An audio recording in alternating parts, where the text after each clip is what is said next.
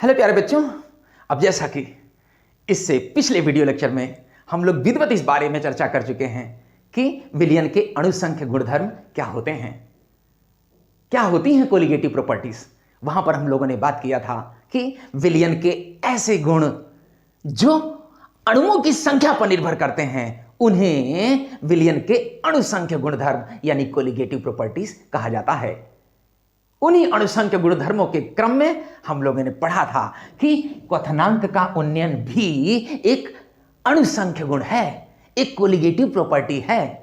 तो चलिए आज हम लोग विस्तार से इस बारे में चर्चा करते हैं कि ये क्वथनांक का उन्नयन क्या होता है, क्यों हम इसको पढ़ें, क्या फायदा है इसको पढ़ने का। तो दरअसल अब जैसा कि क्वथनांक का उन्नयन, इसमें आप देख रहे होंगे दो शब्द विशेष दिख रहे हैं, क्वथनांक और उन्नयन। उन्नयन का एक्चुअली शाब्दिक अर्थ होता है वृद्धि यानी बढ़ोतरी। किसमें वृद्धि भाई? तो क्वथनांक में वृद्धि। अब ये क्वथनांक क्या है? तो सामान्य भाषा में तो हम लोग जनरली ये देखते हैं कि जैसे किसी द्रव को अगर हम गर्म करें तो हम पाते हैं कि गर्म करते करते एक ऐसी स्थिति आ जाती है कि द्रव उबलने लगता है, बॉयल करने लगता है। तो जिस टेम्परेचर पर द्रव उबलता है सामान्य भाषा में हम कह देते हैं कि वही उसका क्वथनांक है। लेकिन वैज्ञानिक तरीके से अगर इसको परिभाषित करना हो तो दरअसल ये देखा गया है कि कोई द्रव तब उबलता है जब उस द्रव का वाष्प दाब वायुमंडलीय दाब के बराबर हो जाता है। दरअसल जैसा कि इससे पिछले वीडियो लेक्चर में हम लोग ये भी चर्चा कर चुके हैं कि जब किसी द्रव को गर्म किया जाता है, जब किसी तरल को, लिक्विड को गर्म किया जाता है तो उस द्रव के अणु द्रव की सतह को छोड़कर वाष्पित हो जाते हैं और यह वाष्प द्रव की सतह पर एक दाब डालती है जिसे हम लोग बोल देते हैं क्या? वाष्प दाब, वेपर प्रेशर।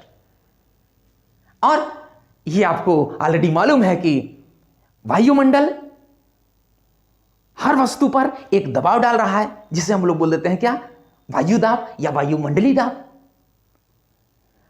तो जब किसी द्रव को गर्म किया जाता है तो गर्म करते करते जब द्रव का वाष्प दाब वायुमंडलीय दाब के बराबर हो जाता है तब द्रव उबलना शुरू होता है और उसी टेम्परेचर को हम लोग बोल देते हैं क्वथनांक। तो क्वथनांक को हम वैज्ञानिक तरीके से इस प्रकार परिभाषित करते हैं क्या? कि किसी द्रव का क्वथनांक वह ताप है, किसी द्रव का क्वथनांक वह ताप है जिस पर उसका वाष्प दाब, किसका वाष्प दाब? द्रव का वाष्प दाब वायुमंडल दाब के बराबर होता है। तो जब किसी द्रव का वाष्प दाब वायुमंडलीय दाब के बराबर हो जाता है तो वह उबलना शुरू हो जाता है और उसी टेम्परेचर को हम लोग उसका क्वथनांक कह देते हैं। क्लियर? अब क्वथनांक का उन्नयन डेल्टा टीवी, ये क्या होता है भाई? क्वथनांक का उन्नयन, क्वथनांक में बढ़ोतरी। तो दरअसल किसी द्रव यानी विलायक यानी तरल का क्वथनांक एक फिक्स वैल्यू होती है, एक निश्चित मान होता है। जब किसी द्रव में हम अवाष्पशील विलेय मिला देते हैं और विलयन बना देते हैं तो ऐसी स्थिति में जो विलयन मिला उसका क्वथनांक उस पहले वाले द्रव या विलायक की तुलना में अधिक आएगा।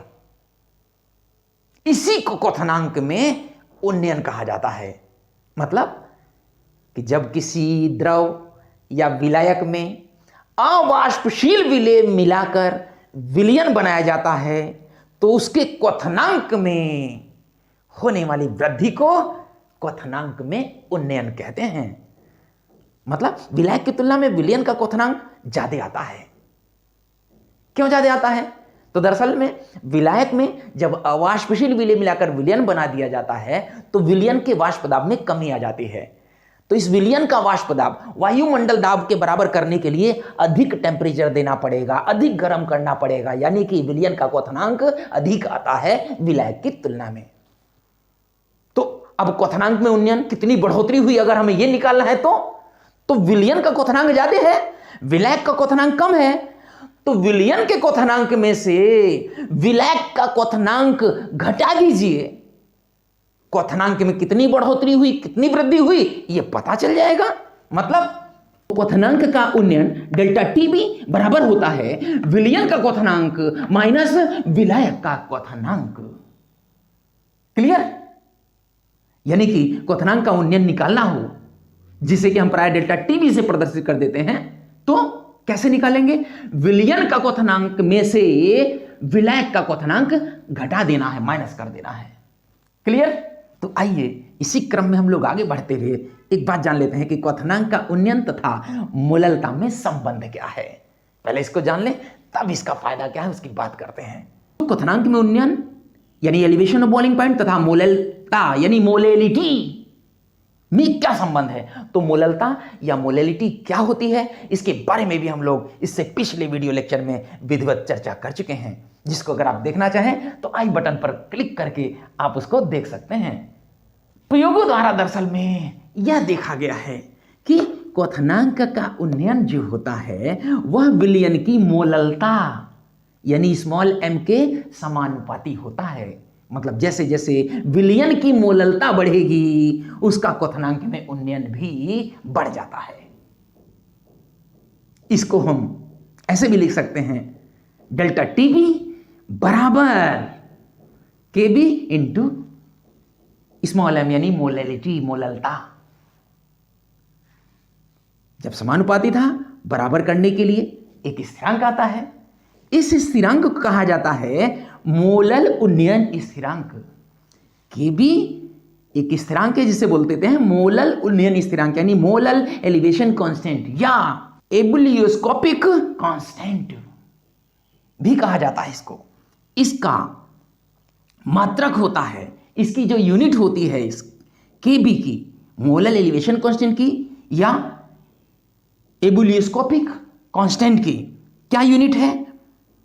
तो केल्विन किलोग्राम प्रति मोल। केल्विन किलोग्राम प्रति मोल यानी मोल माइनस 1 या केल्विन प्रति मोलल यानी केल्विन इंटू मोलल माइनस 1। यहां केल्विन की जगह डिग्री सेल्सियस भी आप लिख सकते हैं। अब अगर हम यह बात करें कि क्वथनांक में उन्नयन को जानने का फायदा क्या लाभ इसको पढ़ने का, तो दरअसल में क्वथनांक में उन्नयन से हम लोग अवाष्पशील विलेय का अणुभार ज्ञात कर सकते हैं। मतलब किसी विलायक में हम लोगों ने जो अवाष्पशील विलेय पदार्थ मिलाकर विलयन बनाया है उसका अणुभार कितना है ये हम लोग ज्ञात कर सकते हैं। इस संबंध में एक सूत्र है क्या?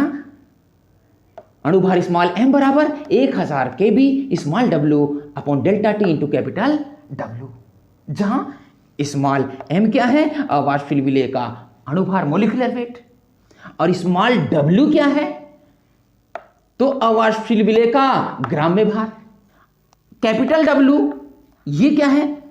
तो विलायक का ग्राम में भार है। इसी तरह से अगर हम बात करें डेल्टा टीबी क्या है, तो डेल्टा टीबी है क्वथनांक का उन्नयन। और केबी की बात करें तो केबी आपने भी पढ़ा था मोलल उन्नयन स्थिरांक या एबुलियोस्कोपिक कांस्टेंट। क्लियर? अब इसमें दरअसल में जैसा कि हम लोगों ने पढ़ा था अभी कि डेल्टा टीबी बराबर होता है केबी इंटू मोललता, तो मोललता की वैल्यू अगर रख दी जाए तो यह सूत्र प्राप्त हो जाता है। तो उसका डेरिवेशन नहीं आपको जानना है, केवल न्यूमेरिकल पर्पस से इस सूत्र को आप जरूर याद रखेंगे, क्योंकि इस पर आधारित न्यूमेरिकल्स अक्सर एग्जामिनेशन में पुटअप हो जाते हैं। तो आप न्यूमेरिकल में दी गई वैल्यूज को सूत्र में रख देंगे, अपने आप एक वैल्यू आपको जो निकालनी रहेगी उसका मान आपको कैलकुलेट करने पर प्राप्त हो जाएगा। इसका आप अभ्यास कर लेंगे बुक के माध्यम से। अब कभी कभी होता क्या है कि न्यूमेरिकल में ये जो मोलल एलिवेशन कांस्टेंट है, मोलल उन्नयन स्थिरांक है, इसके स्थान पर मोलर उन्नयन स्थिरांक या ग्राम अणु उन्नयन स्थिरांक दिया रहता है। तो उस संदर्भ में एक दूसरा सूत्र लगा देंगे क्या? 100 के यहां 1000 की जगह 100 हो जाएगा, 100 के small w upon delta TB into capital W। ये बराबर होता है मोलिकुलर वेट अणुभार के अवाष्पशील विलेय पदार्थ के। क्लियर? अब कभी कभी एग्जामिनेशन में इस मोलल उन्नयन स्थिरांक या फिर मोलर उन्नयन स्थिरांक, इनकी डेफिनेशन पूछ लेता है, इनकी परिभाषा पूछ लेता है। तो अब अगर हम मोलल उन्नयन स्थिरांक की बात करें तो कहा जाता है 1000 ग्राम विलायक में, ध्यान देंगे शब्दों पर, 1000 ग्राम विलायक में अवाष्पशील विलेय पदार्थ का 1 मोल मिलाने पर उसके क्वथनांक में होने वाली वृद्धि को मोलल उन्नयन स्थिरांक कहते हैं। क्लियर हो गया? 1000 ग्राम विलायक में अवाष्पशील विलेय का 1 मोल यानी कि 1 ग्राम अणु मिलाने पर उसके क्वथनांक में होने वाली वृद्धि को मोलल उन्नयन स्थिरांक कहते हैं। इसी प्रकार अगर मोलर उन्नयन स्थिरांक या ग्राम अणुक उन्नयन स्थिरांक की बात करनी हो तो 1000 की जगह 100 कर देंगे, बस इसकी डेफिनेशन हो जाएगी।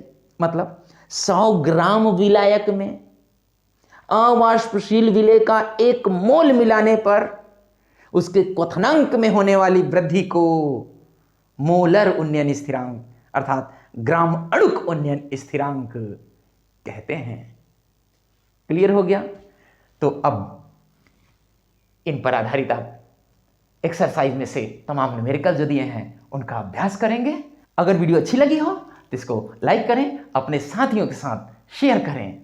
अभी तक मेरा चैनल सब्सक्राइब नहीं किए हैं तो उसको सब्सक्राइब करें और बेल आइकन जरूर दबाएं, जिससे इसी प्रकार की नई नई एजुकेशनल वीडियोस आपको देखने को मिलती रहें। Thank you.